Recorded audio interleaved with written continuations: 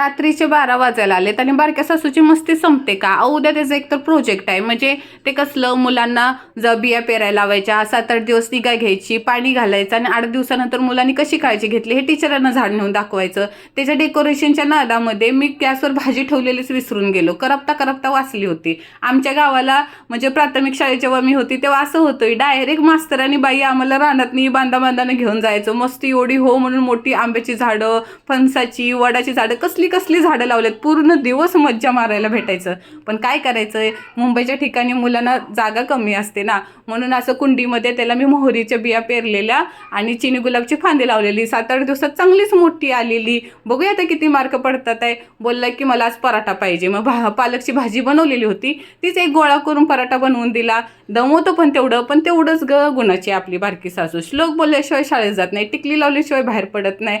कसं काय करते बघूया आजचा दिवसाच.